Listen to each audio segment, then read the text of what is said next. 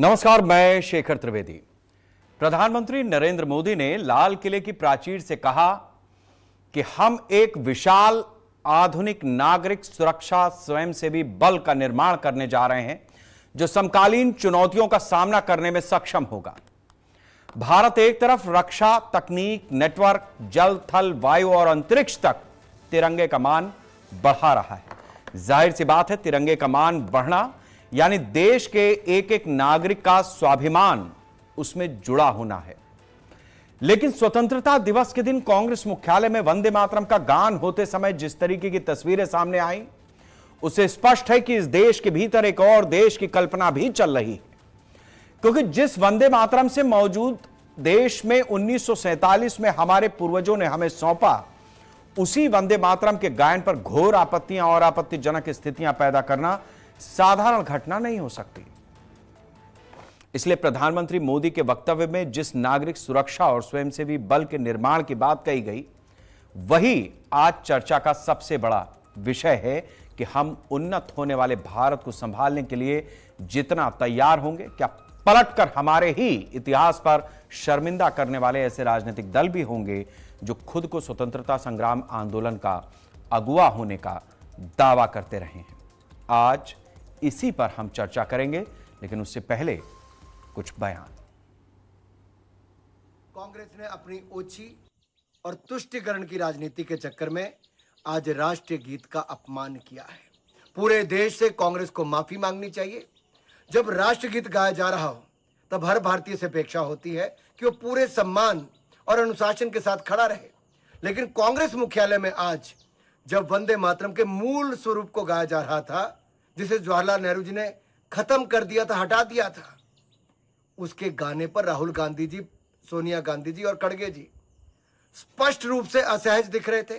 आपस में वंदे मातरम को खत्म करने के लिए हिलजुल करते नजर आए। यह बेहद दुर्भाग्यपूर्ण है। बड़ी विचित्र विडंबना है कि इस वंदे मातरम के अपमान में सिर्फ पार्टी अध्यक्ष या पार्टी की जो सीपीपी की चेयरपर्सन है सोनिया जी, वो शामिल नहीं थी।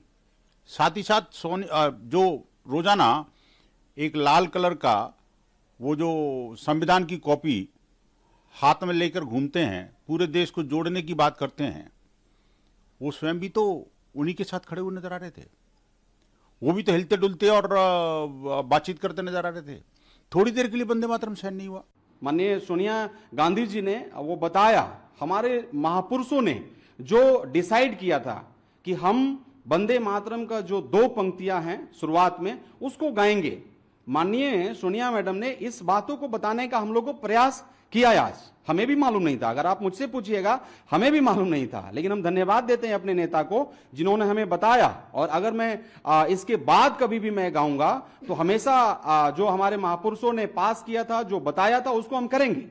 हम बाबा साहब डॉक्टर BR अम्बेडकर को मानने वाले हैं, हम संविधान को भी मानते हैं और महात्मा गांधी जी जो हमारे विचारधारा है उस पर भी हम चलेंगे।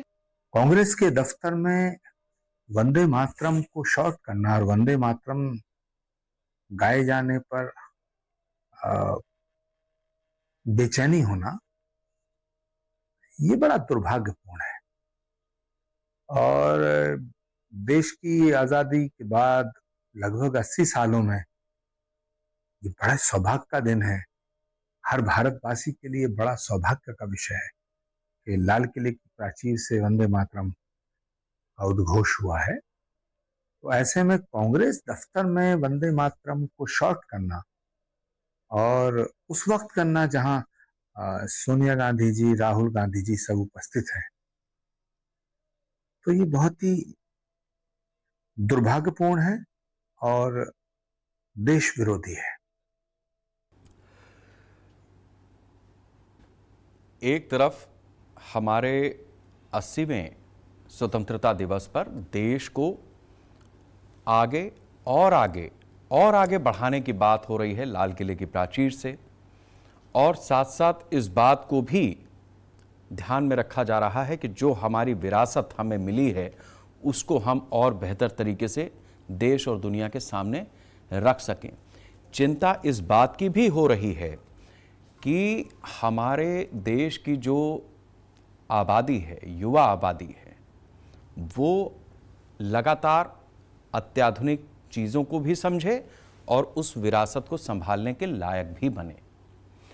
दूसरी तरफ हमारे देश में प्रमुख राजनीतिक पार्टी के दफ्तर में एक ऐसी घटना होती है जो आज हर हिंदुस्तानी को ये सोचने पर मजबूर कर रही है कि आखिर विरासत में हमें जिन्होंने आज़ादी दी है, कैसे हम उस विरासत को संभालेंगे अगर यही स्थितियां रोज़ाना शर्मसार करने की हमारी विरासत को बनाई जाएंगी। संजय सिंह जी हमारे साथ में हैं, भारतीय जनता पार्टी के प्रवक्ता हैं। राज शर्मा जी हैं हमारे साथ में, कांग्रेस के प्रवक्ता हैं। अतुल यादव जी हैं, समाजवादी पार्टी के प्रवक्ता हैं। कर्नल दिनेश शर्मा जी हैं, रक्षा विशेषज्ञ हैं, हमारे साथ में जुड़े हैं। दिनेश शर्मा जी हैं हमारे साथ में, वरिष्ठ पत्रकार हैं। आप सभी लोगों का बहुत बहुत स्वागत है। मैं राज शर्मा जी आज इस चर्चा की शुरुआत आपसे ही करूंगा, क्योंकि आप भारतीय सेना से जुड़े रहे हैं। आपसे बेहतर इस बात को कौन समझेगा कि जब जय हिंद का गान हो रहा हो, वंदे मातरम का गान हो रहा हो, उद्घोष हो रहा हो, तो उस समय देश को किस रूप में, नागरिक को किस रूप में होना चाहिए। और अब तो हमारे देश में कानून भी है इस बात के लिए, जो स्पष्ट रूप से किसी को अगर कोई कंफ्यूजन है तो उसको दूर करने के लिए पर्याप्त है। बावजूद इसके इस तरीके की घटना कांग्रेस इसे कैसे देख रही है? शेखर भाई, मैं सबसे पहली बात तो बता दूं, कोई भी देश का 140 करोड़ 142 करोड़ का वंदे मातरम का विरोध नहीं करता है, ना ही कांग्रेस कार्यालय में वो पूरा वंदे मातरम हो। कभी कभी आदमी कुछ बोलता है। मैं भी देख रहा था, आज नेशनल एंथम चल रहा था और बांसुरी स्वराज चल पड़ी थी। मैंने ये भी देखा कि मोदी जी ने अपनी पॉकेट पे उल्टा झंडा लगा लिया। तो क्या ये है? ये मैं पॉजिटिव एटीट्यूड का हूं तो मैं यही देखूंगा कि ये चूक हुई है, ये चूक हुई है ना। हम भी कर रहे थे, हम भी सुबह 7-8 जगह गए हैं, सारा गाया, वंदे मातरम गाया, राष्ट्रीय गान गाया, भारत माता की जय करी। बीच में एक जगह मैं ही बोला, अरे चुप रहो चुप रहो, तो क्या मेरी सजा होगी? फोटो खींचने का जमाना है, मान लो इन चीजों को होती है। ये चीज कोई वैसे बहस का मुद्दा नहीं है। और ना ही सोनिया जी ने, ना ही वो इस टाइप की महिला है, ना ही राहुल जी, और ना ही राहुल जी इस टाइप के नेता हैं कि वो वंदे मातरम ना गाए। ये सब है बीजेपी। अब मैं बांसुरी जी पे कर दूं, वो चूक हुई, मैं नहीं कह रहा ना उन्हें। अरे मैं भी पीछे पड़ जाऊं, बांसुरी स्वराज नेशनल एंथम चल रहा था, उठ के इधर उधर पता नहीं किसी को समझाने चलेगी। कभी कभी आदमी से ये हो जाता है। हम लोग सकारात्मक सोचेंगे तो ज्यादा अच्छा होगा। भाई प्रधान जी ने लगे, देखिए मैं एक तरफ करता हूं, प्रधानमंत्री जी की पॉकेट में उल्टा झंडा लगा था मेरा, मगर मुझे लगता है वो चूक हो गई। जानबूझ वो भी नहीं लगा सकते थे। ये मेरी सोच है ना। अब आप सोचो, मैं आपकी कोई अच्छाई देखना ही नहीं चाहता हूं, तो फिर बेकार की बातें हैं। ये सब बेकार की बातें। कौन नहीं करता अच्छा वंदे मातरम से प्यार? दिक्कत क्या है इस देश में कि जो सांसद बन जाते हैं और जो हम जैसे टीवी में बैठ जाते हैं, वो ज्ञान से ऊपर हो जाते हैं। ये हमारे देश की विडंबना है। हमें ज्ञान से ऊपर नहीं समझना अपने आप को। हम सकारात्मक सोचे ना। भाई मैं बार बार कह रहा हूं, मुझे अच्छा नहीं, मैं ये भी नहीं कहूंगा अच्छा नहीं लगा, वो चूक हुई है प्रधानमंत्री। फिर जहां प्रधानमंत्री जी भाषण दे रहे थे, उस जो कारपेट था नीचे, उसमें स्वास्तिक बना हुआ था। मैं तो नहीं कह रहा कि उन्होंने गलत कर दिया, वो भी चूक हुई है। छोटी मोटी चीजें चूक हो जाती हैं भाई। अब जैसे सोनिया जी बोल गई। देखिए एक और बात है, आप बुजुर्ग इंसान की कभी बेइज्जती मत। खड़गे जी की एक उम्र है, 84, 85, 86, 87 साल के हैं, वो बुजुर्ग हैं। अब हर आदमी करा नहीं, उनके एक्सप्रेशन ये थे। मुझे नहीं पता है कि मनोवैज्ञानिक टीचर कितने हो गए। पूरा देश भारतीय जनता पार्टी के लोग मनोवैज्ञानिक बन गए हैं कि रीड कर रहे हैं माथे की लकीरें, अपने नेता को नहीं कर रहे। एक जगह तो मैंने वीडियो देखा, देखिए मैं एक पल मेक इट क्लियर, मैं ज्ञान से बढ़कर नहीं हूं साहब, मैं ज्ञान से बढ़कर नहीं हूं। एक जगह तो भारतीय जनता पार्टी का झंडा फहरा दिया। मैं कह रहा हूं फिर भी, क्योंकि मैं पॉजिटिव इंसान हूं, मैं आपके कुर्ते में इंक का दाग कभी नहीं देखता हूं, मैं व्हाइट कुर्ता देखता हूं। तो मुझे लगा ये भी चूक हो गई। होती है उत्तेजना में, कभी चूक होती है। मेरे से चूक हुई। जैसे ही वंदे मातरम शुरू हुआ, मैंने कहा फोटो मत खींचो, मैं आगे पहुंच गया उसके पास। तो क्या मैं अपराधी हो गया?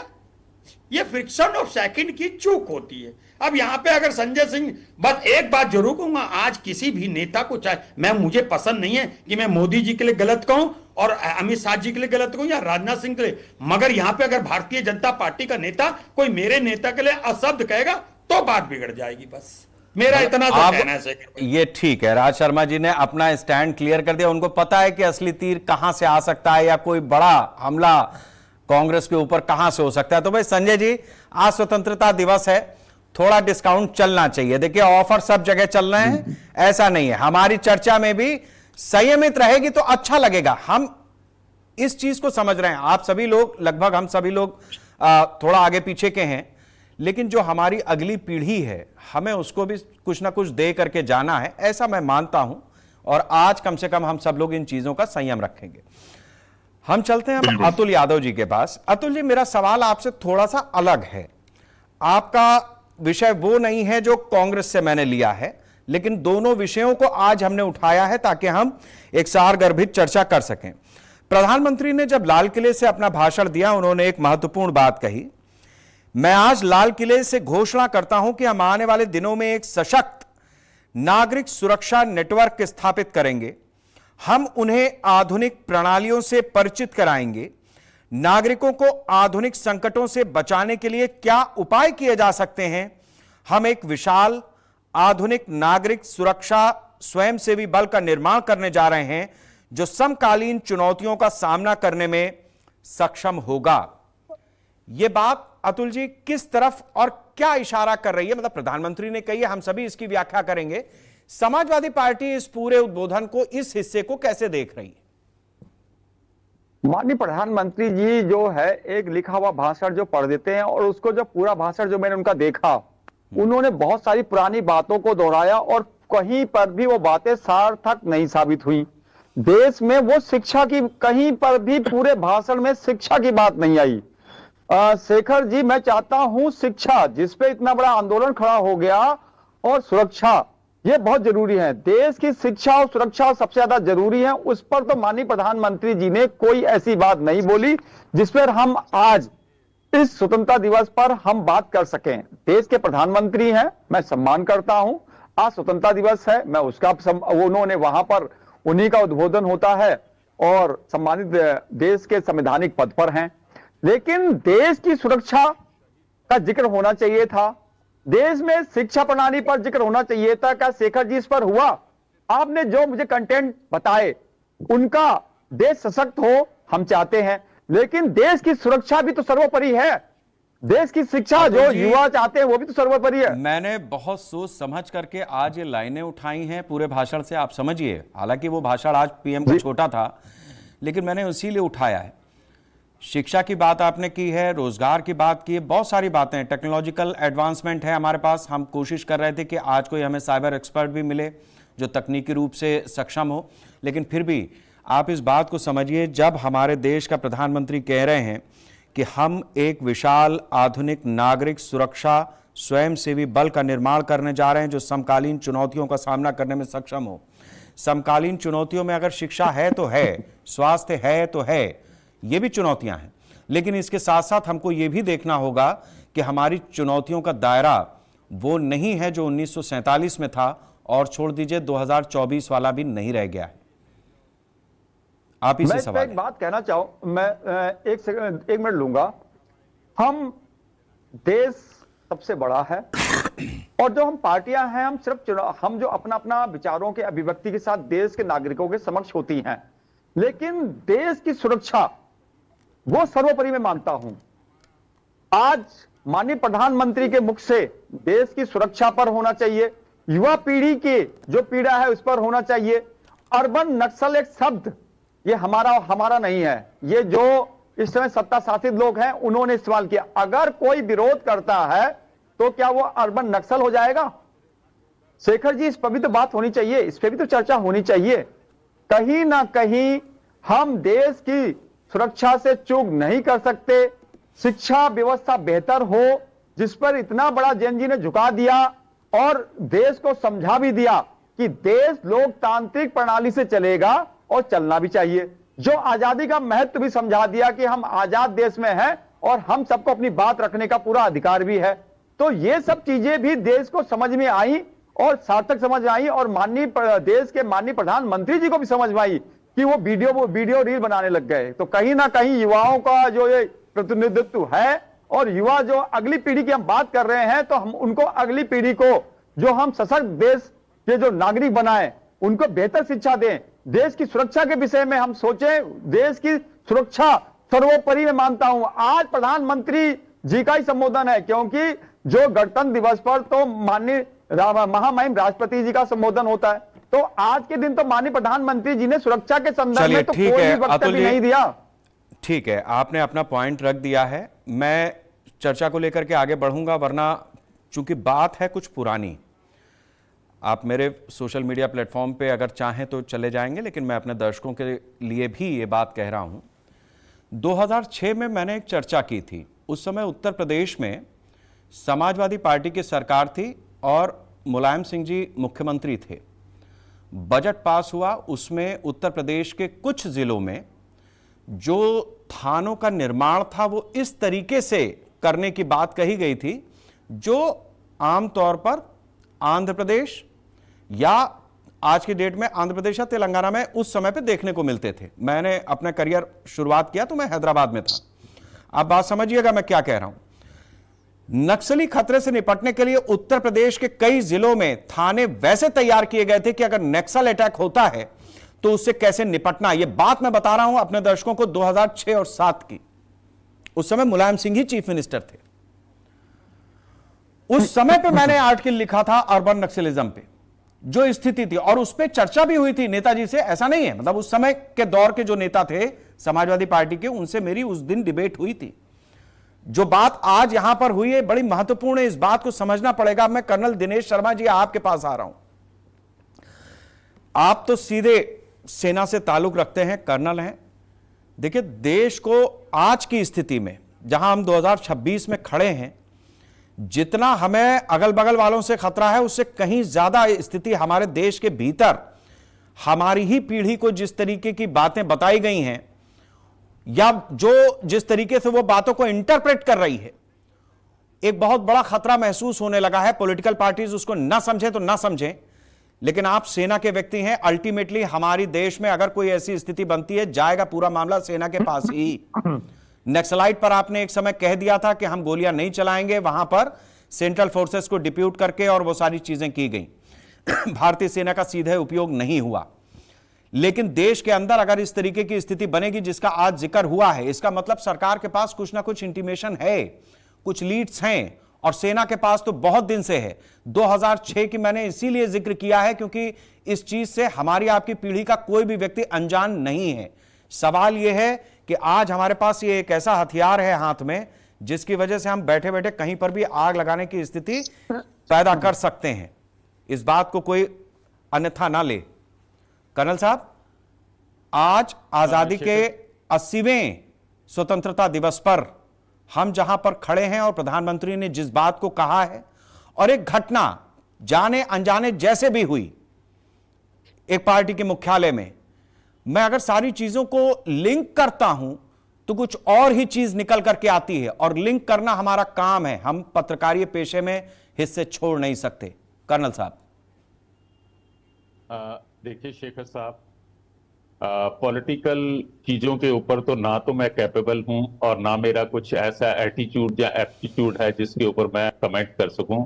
एक सैनिक होने के नाते या एक सामान्य नागरिक होने के नाते इस देश का ये जो आपने बात उठाई है नक्सल के बारे में, देखिए आज की तारीख के अंदर सबसे बड़ी जो हमारे लिए खतरा है वो है हमारा ये जो है डिजिटल प्लेटफॉर्म्स जो आगे हैं या सोशल मीडिया जो आगे हुए हैं। क्योंकि अगर हमारे आज के बच्चों को हम देखते हैं तो सोशल मीडिया के ऊपर जिस प्रकार की पोस्ट आते हैं या जिस प्रकार का जो एजेंडा सेट करना चाहते हैं, जो हमारे देश के विरुद्ध हैं या बाहरी ताकतें हैं, वो आसानी के साथ जो है हमारे बच्चों का या हमारे लोगों का जो है उसको माइंड को जो है पल्यूट कर सकते हैं। क्योंकि हमारे यहाँ पर मैं थोड़ा सावधानी से कहूंगा कि हमारे यहाँ पर कुछ इस प्रकार का एटीट्यूड नहीं है कि हम उस इंफॉर्मेशन को जो है उसकी वेरासिटी को चेक करें या ना करें। हम सिर्फ एक पोस्ट पढ़ते हैं और हम लोग मैक्सिमम लोग जो हैं उसके ऊपर एक ओपिनियन बना लेते हैं। इसके साथ मैं थोड़ी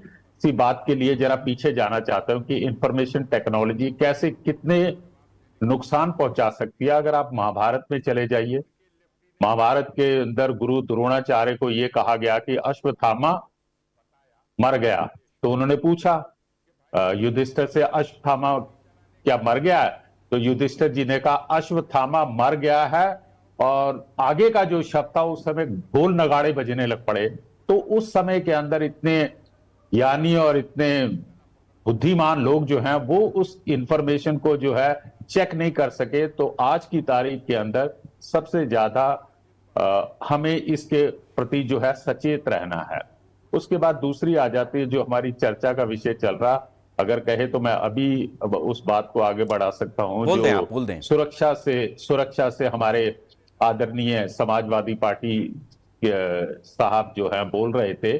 तो ये जो सिविल डिफेंस के बारे में प्रधानमंत्री साहब ने कहा है, ये भी हमारे देश की सुरक्षा से जुड़ा हुआ एक मुद्दा है।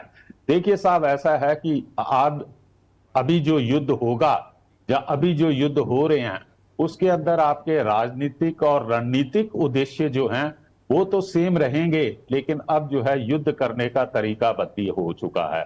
हमने जब युद्ध देखे थे तो उस समय युद्ध जो होते थे वो सीमित होते थे जल, थल और नभ के अंदर, लेकिन अब के जो युद्ध हैं उसका जो एरिया है वो बहुत बढ़ चुका है। अब उसके अंदर आज आपके साइबर अटैक आ जाते हैं, आपकी एयर इंटेलिजेंस है, आपका साइकोलॉजिकल वारफेयर, आपका स्पेस और इससे जुड़े हुए हैं। तो उन सारी चीजों को मद्देनजर रखते हुए अब का जो युद्ध होगा, मैं भारत के संदर्भ में बता रहा हूं, युद्ध जो है सीमा के ऊपर नहीं लड़ा जाएगा। युद्ध जो है देश के अंदर भी जो है हमारे जो दुश्मन होंगे उस युद्ध को प्रभावित करने की कोशिश करेंगे, और आपकी भारतीय सेना जो है वो सिर्फ सीमा के ऊपर युद्ध कर पाएंगी। जो देश के अंदर जो उनके अटैक होंगे उनको फेस करने के लिए हमें एक कोऑर्डिनेटेड सिविल डिफेंस चाहिए ही होगा। Exactly, this is the point colonel साहब, जहां मैं चाहता था कि आप जल्दी से जल्दी पहुंचे। This is the point.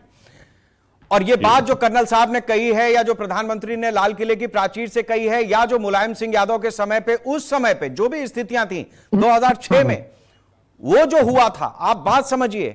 Meta, यानी आप फेसबुक इस्तेमाल करते हैं, आप इंस्टाग्राम इस्तेमाल करते होंगे, मेटा के अधिकारियों को भारत सरकार ने बुलाया। आपको पता है कि मेटा ने यह माना है, उसके अधिकारियों ने, कि हमारे देश में चाइल्ड पोर्नोग्राफी को किस कदर प्रमोट कर रहा है। आप इमेजिन नहीं कर सकते।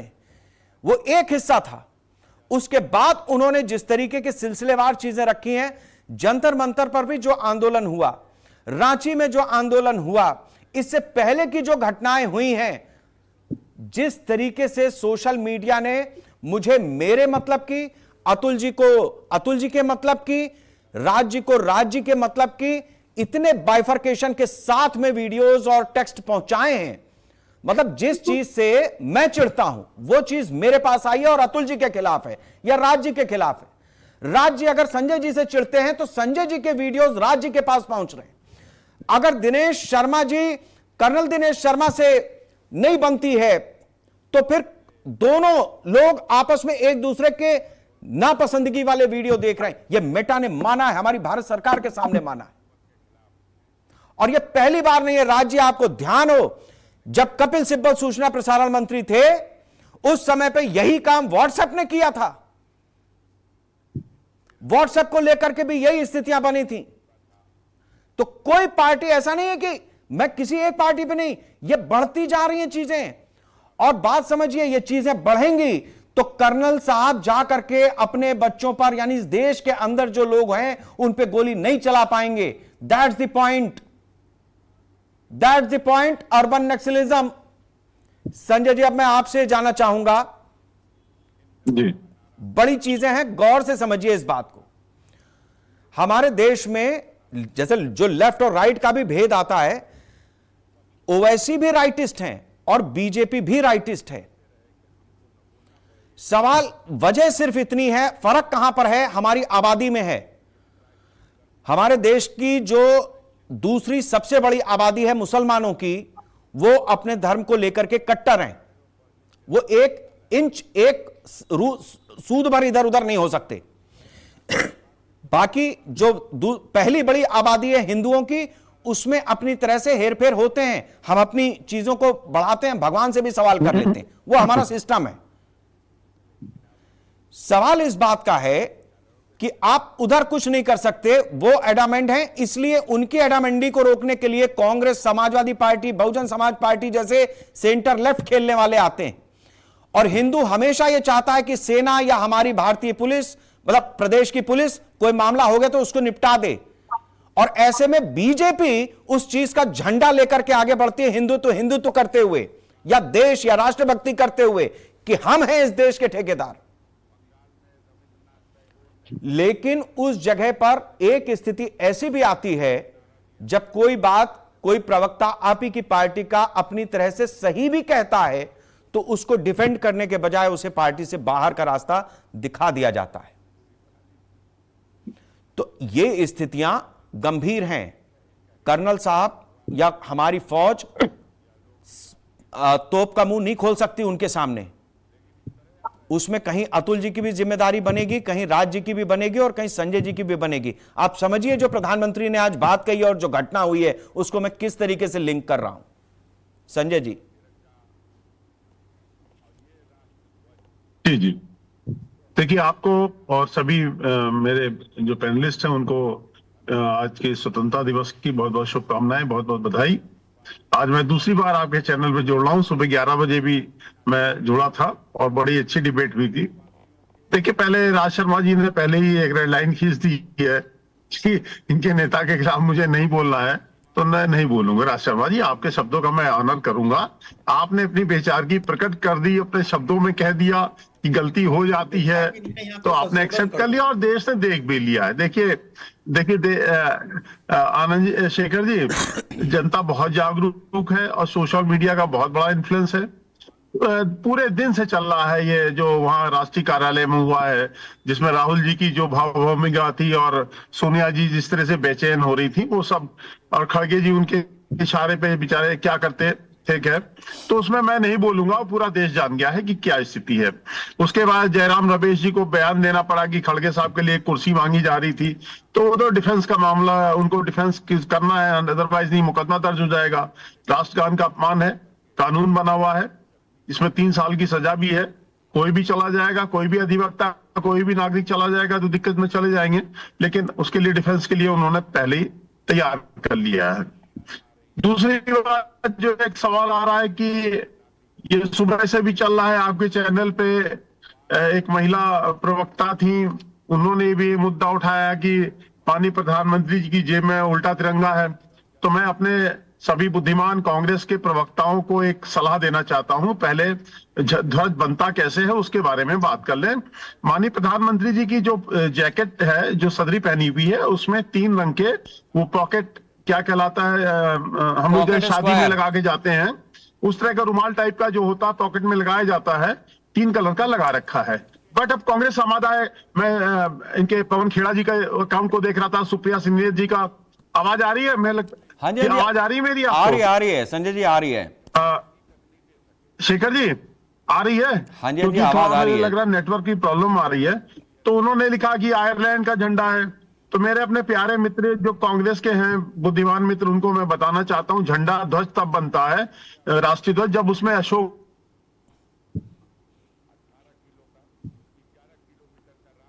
उसको आप ध्वज नहीं कह सकते हैं अशोक चक्र के बिना। शेखर जी, आवाज आ रही है ना मेरी? आ रही है संजय जी, आप बोलते रहे। उन्होंने 3 रंग का क्यों लगाया? वो क्या दिखाना चाहते थे भाई? इतना भी तो बताओ ना, मतलब आखिर इसके पीछे कोई रीजन तो होगा ना। अरे भाई, क्या आखिर अब आप पहनने पे भी आपत्ति करेंगे? आप क्या लगाएंगे, क्या पहनेंगे, ये भी आप सवाल पूछेंगे? प्रधानमंत्री जी से आप उम्मीद ये भी करता था पूछेंगे राज शर्मा जी? हो जाए मेरी चर्चा कर सके। एक सेकंड राजीव और संजय जी, नहीं, वो इसलिए वो बहुत लंबा चलेगा। आप संजय जी, जो मैंने सवाल रखा था आज डिबेट पे आना चाह रहा हूँ। हाँ, मैं वही कह रहा हूँ कि वो हो गया। हाँ, अब उस पे आना चाह रहा हूँ। आप उसी पे आ जाएं, वही सबसे अच्छा है। देखिए बात जी, आपने आंतरिक सुरक्षा के बारे में बात करी है शेखर जी। शेखर जी, जैसे हमारे कर्नल साहब ने खुद ही कह दिया और आपने भी बातों में कहा, चलिए हम मान लेते हैं हमारे देश में सभी देशभक्त हैं, लेकिन इसके देश के अंदर 4 से 5 करोड़ जो घुसपैठिए बांग्लादेशी रोहिंग्या घुसे हुए हैं, क्या आप उनको देशभक्ति कैटेगरी में डाल सकते हैं? रोहिंग्याओं को तो कश्मीर में जो कैंटोनमेंट एरिया है उनके बगल में बसा दिया गया था। तो और जो आतंकवादी घटनाएं होती थी उसको रोका गया, तो देश जानता है। और ये बात बिल्कुल सही है। मैं इसमें एक बात और कहना चाहता हूं, डॉक्टर भीमराव अंबेडकर जी ने संविधान सभा में इसके ऊपर बड़ी डिबेट हुई थी कि आम नागरिक को क्या अनिवार्य सैनिक शिक्षा देनी चाहिए। बाबा साहब भीमराव अंबेडकर इसके पक्षधर है। डिबेट हुई, 2-3 बार डिबेट हुई, एक बार कम मत रह गए, लेकिन बाद में फिर हुआ तो वो पास हो गया, लेकिन कांग्रेस ने लागू नहीं किया। बाबा साहब भीमराव अंबेडकर चाहते थे कि हर नागरिक को अनिवार्य सैनिक शिक्षा देनी चाहिए, बिल्कुल होनी चाहिए। राष्ट्र का जब प्रश्न आएगा तो हमारी जो फोर्सेस हैं उसके अलावा आम नागरिक को भी एक सुरक्षा के तरह जवान बनकर, जैसे इजराइल में है, वहां 6 साल की अनिवार्य सैनिक शिक्षा है, चाहे वो मेल हो या फीमेल हो, तो देनी चाहिए, देनी चाहिए। अच्छा, मैं एक बात और कहना चाहता हूं शेखर जी, देश के अंदर खतरा कितना है। अभी आपने देखा लाल किले पे बम फटा था, एक डॉक्टर था ना वो, उसकी कार में, उसमें जो रिपोर्ट आई यूनाइटेड नेशन से, वो भारत की रिपोर्ट नहीं है।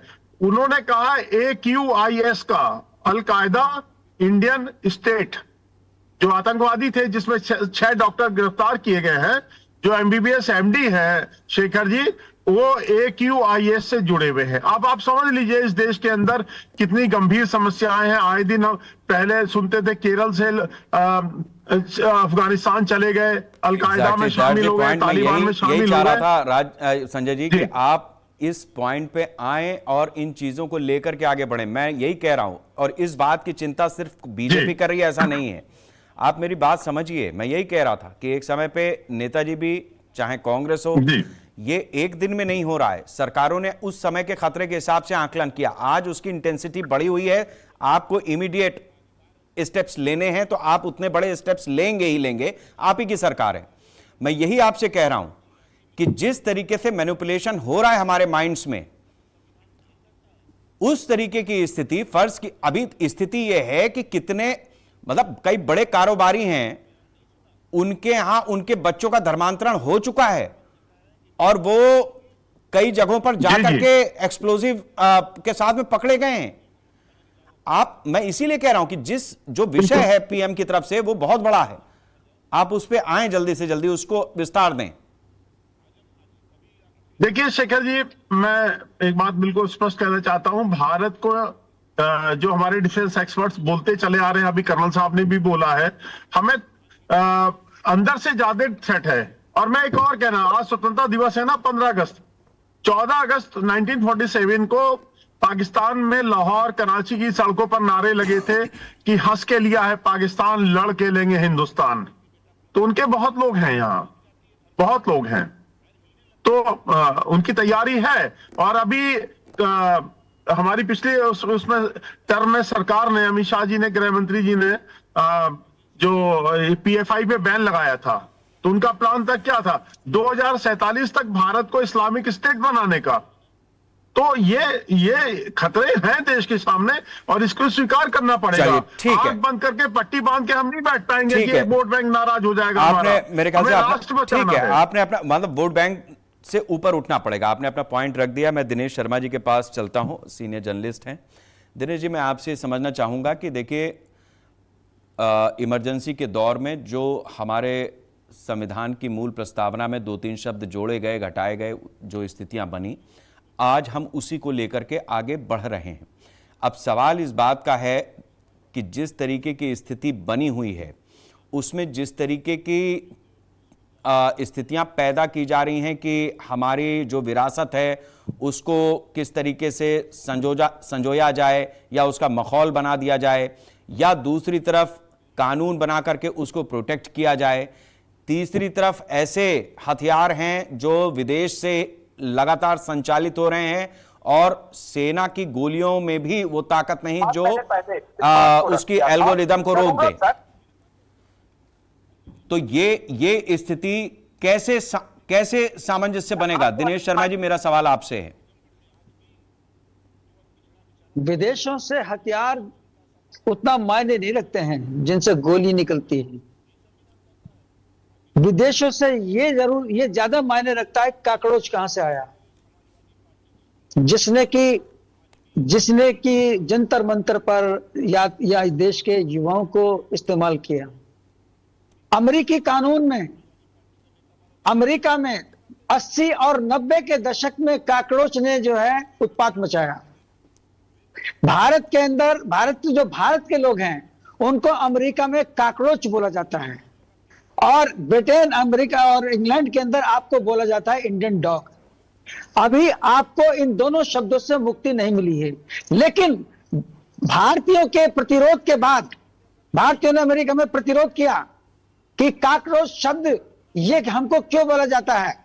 अमेरिका ने कहा कि ये नस्लीय गाली है, ये नस्लीय समस्या है, और उन्होंने अपने आप प्रावधान किया कि उन लोगों को सजा दी जाएगी जो लोग किसी को कॉकरोच बोलेंगे, यद्यपि तब कि वो उसकी शिकायत करें। आज वो भारत के अंदर कॉकरोच जो है वो क्रांतिकारी शब्द के रूप में, क्रांतिकारी के रूप में महिमा मंडित किया गया। क्या यही दिन देखेंगे भारत के लोग कि कॉकरोच के पीछे चल देंगे? भारत के मुख्य न्यायाधीश ने भी एक कॉकरोच को एंडोर्स किया। ये बात मैं पूरे अपने उसके साथ कह रहा हूं, यद्यपि उन्होंने उसको वापस ले लिया। क्या कॉकरोच इतना बड़ा इशू बन गया है देश के अंदर? अब आती बात आपकी यहां पर 13 तारीख को, मैं शब्द की बात कर रहा हूं, जो गालियां चल रही हैं वो गाली ज्यादा खतरनाक है। 13 तारीख को दिल्ली में मावलंकर हॉल में कांग्रेस के सम्मेलन में क्या भारत के प्रधानमंत्री नरेंद्र मोदी, चाहे जो भी कुर्सी पे बैठे हों, या गृह मंत्री अमित शाह ना हो, कोई भी कुर्सी पे बैठे हों, कैसे निर्लज्ज शब्दों का राहुल गांधी ने इस्तेमाल किया। ये सामने बैठे शर्मा जी आपके ऊपर ज्यादा जिम्मेदारी है। किसी चीज को महिमा मंडित करने से पहले आप अपने जमीर से पूछिए कि आप किसका समर्थन कर रहे हैं। यहां बैठकर, आप तो आर्मी में रहे हैं, आप जिस प्रकार से यहां बैठकर समर्थन कर रहे हैं, आप तो बहुत योग्य व्यक्ति हैं, हम सुन रहे हैं उस बात को। आप मुझे बताइए, आप 13 तारीख को जिस प्रकार के शब्दों का इस्तेमाल किया, क्या इस देश को ऐसा नेता प्रतिपक्ष होना चाहिए? उंगली उठाने से काम नहीं चलता शर्मा जी। क्या ऐसा नेता प्रतिपक्ष चाहिए? चलिए ठीक है, हम जवाब ले लेते हैं। एक मिनट देखो शेखर जी, मैं अपनी बात पूरी करूंगा, उसके बाद मैं उसको एंड करता हूं। ठीक। इस देश के प्रधानमंत्री रहे हैं नरसिंह राव साहब। नरसिंह राव साहब बड़ा सम्मान करते थे, और अटल बिहारी वाजपेयी नेता प्रतिपक्ष थे। आप याद करिएगा शर्मा जी, अगर आप तो उस समय होंगे तो, नेता प्रतिपक्ष वो होते हैं, और प्रधानमंत्री नरसिंह राव ने अटल बिहारी वाजपेयी को यूएन में भेजा, नेता प्रतिपक्ष को यूएन में भेजा। सम्मान देखिए नेता प्रतिपक्ष का, और नेता और प्रधानमंत्री का देखिएगा। आप क्या बताना चाहते हैं देश को, क्या करना चाहते हैं? आपने जो भी कुछ बोला, मैं इससे ज्यादा तो बोलूंगा नहीं।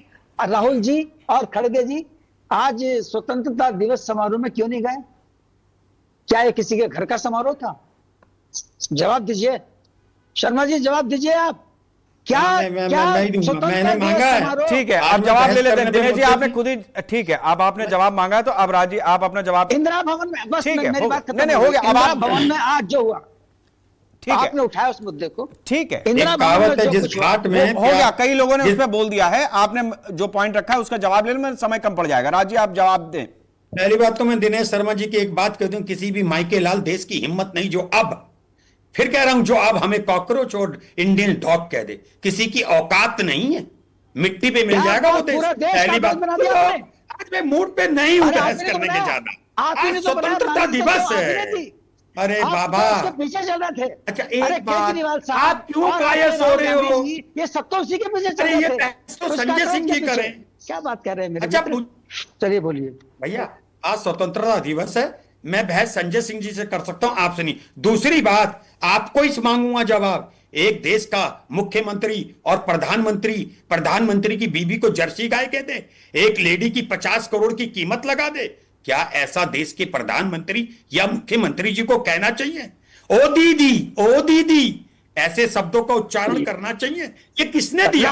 अभी जैसे शेखर भाई, चलिए ठीक है, मैं समझ गया। ठीक है, राजी और दिनेश जी दोनों लोगों से मेरा निवेदन है। मैं ठीक है, अतुल जी के पास जाने दीजिए मुझे, मेरे समय। बीजेपी के वकील मत बनो शर्मा जी। ठीक है, हो गया आपने, ठीक है अतुल जी, 4 सेकंड राजीव मेरे ख्याल से आपने भी रिप्लाई कर दिया है, हो गया छठे साठे हम हो गया राजीव। अतुल जी ठीक है, जवाब आने दीजिए, वो ठीक है, वो अपना पॉइंट रख रहे हैं पत्रकार के तरीके से, आपने प्रवक्ता होने के नाते अपना फर्ज पूरा किया, वो ठीक है, ठीक है दिनेश जी, ओहो दिनेश जी उसमें बच जाइए, हो गया पॉइंट आ गया ना।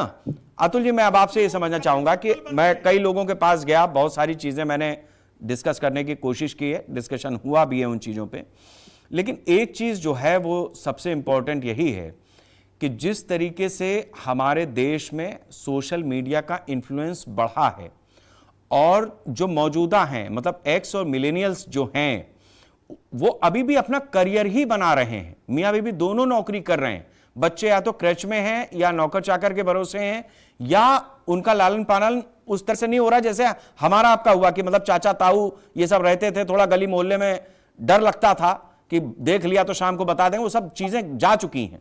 अब ऐसी स्थिति में जहां पर बच्चे के हाथ में मोबाइल है, कुछ भी वो देख रहा है, हमारी निगरानी नहीं है और उस तंत्र में इस तरीके की स्थिति की उसको बरगला करके किसी भी मोड़ पर लेकर के जाकर के खड़ा हो जाए, ये हमारे समाज के लिए एक चिंताजनक विषय है।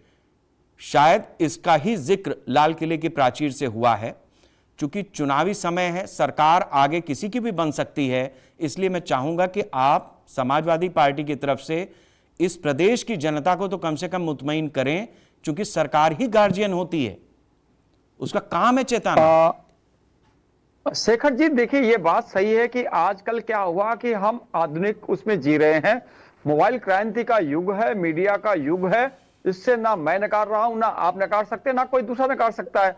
अब क्या है कि सबसे बड़ी एक बात आपने बहुत अच्छी लाई कि जब हम लोग पढ़ाई लिखाई करते थे उस समय संयुक्त परिवारों का एक दौर था और अभी भी गांव देहात में तो अभी भी है, शहरों में वो परिपाटी घटी है और एकल पद्धति रही कि मतलब एकल पद्धति में है कि पति पत्नी है और उनके बच्चे सिर्फ हैं, वहां पर दादी और दादा भी नहीं होते हैं कई बार।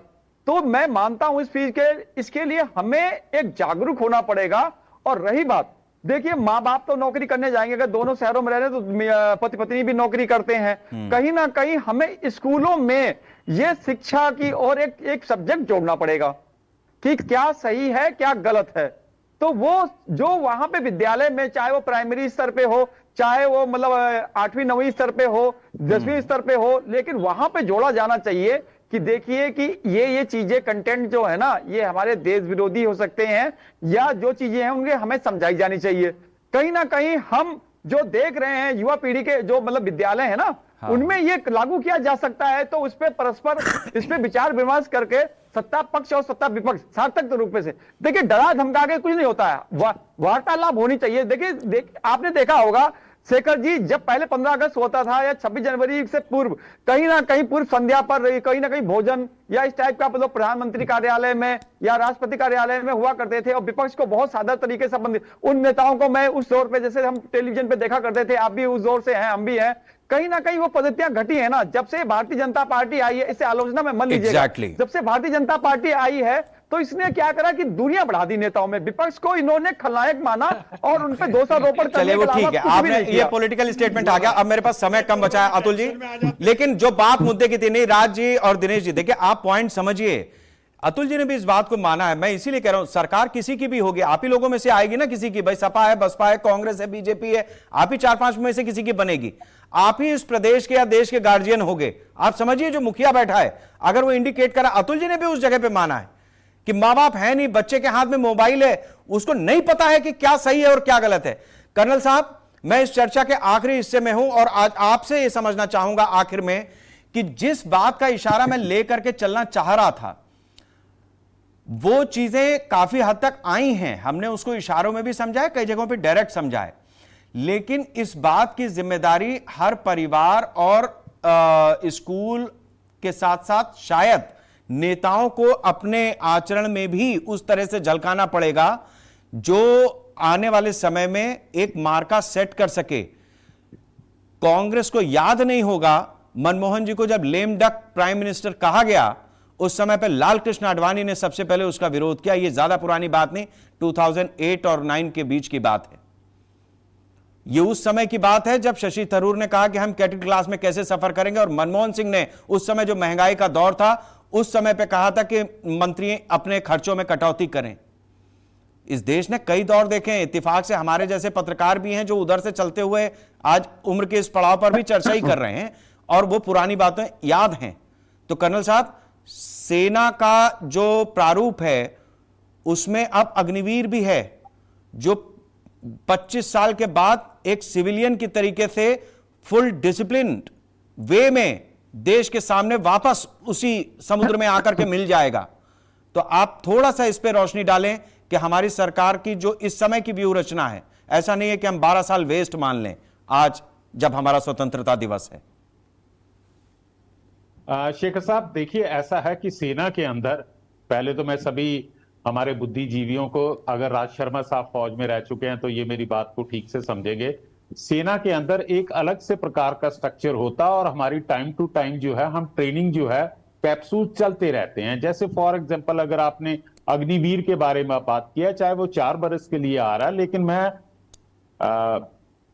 पूरी विश्वास के साथ कह सकता हूं तो वो बाकी जब 4 बरसों के बाद जब वो बाहर आएगा तो उसके अंदर एक अलग आपको एक चीज नजर आएगी जो कि उस उम्र के बाकी साथियों के उसमें नहीं आएगी। रही बात जो आपका, जो मैं समझ सकता हूं कि जो आप कह रहे हैं कि अग्निवीर जब इस दोबारा से सिविल सोसाइटी के अंदर आएगा उसके लिए क्या किसी प्रकार के कुछ चैलेंजेस होंगे, या क्या वो दोबारा उस सोसाइटी में एडजस्ट हो पाएगा? नहीं, मैं उस दिशा में नहीं, मैं चाह रहा हूं कि आप इस चीज को कनेक्ट करें कि जो आधुनिक नागरिक सुरक्षा स्वयंसेवी बल का निर्माण करना जो समकालीन चुनौतियों का सामना करने में सक्षम हो। This is the point. Okay. देखिए साहब, ऐसा है कि आज की तारीख के अंदर जितना प्रधानमंत्री साहब ने कहा कि हमें अपना एक स्ट्रॉन्ग सिविल डिफेंस बनाना है, तो इसका यह मतलब नहीं है कि आज जो है हमारे देश के अंदर सिविल डिफेंस नहीं है। हमारे पास है नेशनल डिजास्टर, आपके एनसीसी है, सिक्योरिटी है, फायर सर्विसेज है और दुनिया भर की हैं। तो उनका कहने का मतलब जो मैं समझ पाया हूं कि उन्होंने इन सारी फोर्सेस को जो है कोऑर्डिनेट करना है, एक कमांड एंड कंट्रोल सेटअप करना। देखिए साहब, आप वॉलंटियर भर्ती कर सकते हैं, अगर उनकी प्रॉपर ट्रेनिंग नहीं है, उनके पास कोई कम्युनिकेशन का साधन नहीं है, जैसा कि पहले सेगमेंट में मैंने अपना पॉइंट रखा था कि आने वाला युद्ध जो होगा वो सीमा के ऊपर नहीं लड़ा जाएगा, बनस्पत इसके कि देश के अंदर भी दुश्मनों की कार्रवाई होंगी, चाहे वो साइबर अटैक है, आपके इंस्टॉलेशन के ऊपर हमला है, ड्रोन, छोटे छोटे फ्लोटिंग जो अम्युनिशन है, ड्रोन है।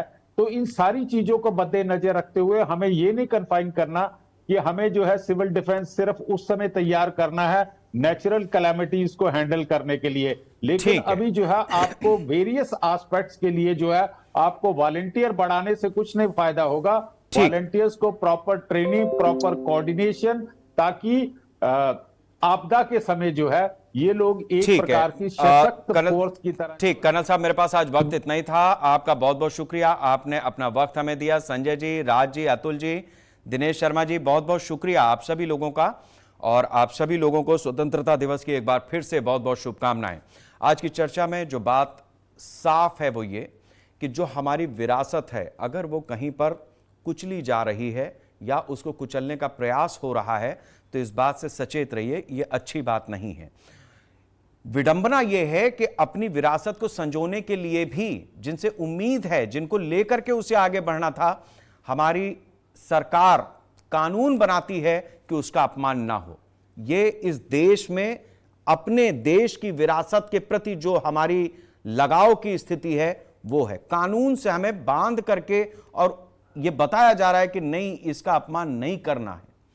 दूसरी तरफ एक ऐसी स्थिति है जहां पर हम एकल परिवारों में गए हैं और जो बच्चे यानी जो हमारी भावी पीढ़ी आ रही है वो इस तरीके की है जो कतई गाइडेड है ही नहीं, और गाइड कहां से हो रही है इसका अता पता नहीं है, लेकिन उसको कैसे रोकना है, अगर आज इस चीज पर मंथन नहीं होगा तो आप यकीन मानिए कि आने वाले दिन और ज्यादा भयावह होंगे, क्योंकि अब जो युद्ध होगा वो जितना सीमा पर नहीं होगा उससे कहीं ज्यादा देश के अंदर होगा।